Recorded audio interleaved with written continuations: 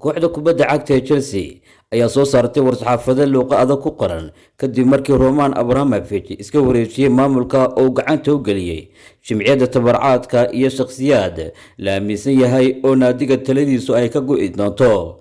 Roman ayaa xalay fiidkii waxa uu shaaciyay inuu dhinac uga leexday maamulida naadiga, hase yeeshee waxa uu ka gaabsaday inuu soo qaado weerarka dalkiisa Ruushka oo ku qaaday Ukraine. Chelsea ayaa mar dhawey soo saartay war-saxaafadeed si adag u qoran oo noqonaya midkii ugu horeeyay ee noociisa ee ka soo baxa, waxaanu ku lug leeyahay arrimo siyaasadeed iyo dagaalka Ukraine ka socda, kaas oo saameyn badan ku yeeshay naadiga Chelsea.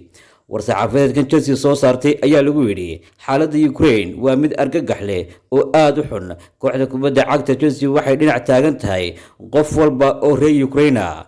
qof kasta oo kooxda ahi waxa uu ku ducaysanayaa nabad. war-saxaafadeedkan oo soo baxay saacada ka hor ciyaarta finalka Carabao Cup ee Chelsea la ciyaari doonto Liverpool ayaa waxa lagu tilmaamay lama filaan, sababtoo ah lagama filayn in Chelsea oo iska leeyahay Roman Abramovich in ay sidan oo kale uga hadasho weerarka Ruushka uu ku qaaday Ukraine. tababaraha Chelsea Thomas Tuchel ayaa isaguna shalay warbaahinta u sheegay inuu jeclaan lahaa in Chelsea ay guuldareysato maanta oo ay koobka Liverpool ku guuleysato haddii ay taasi caawin u noqonayso shacabka reer Ukraine.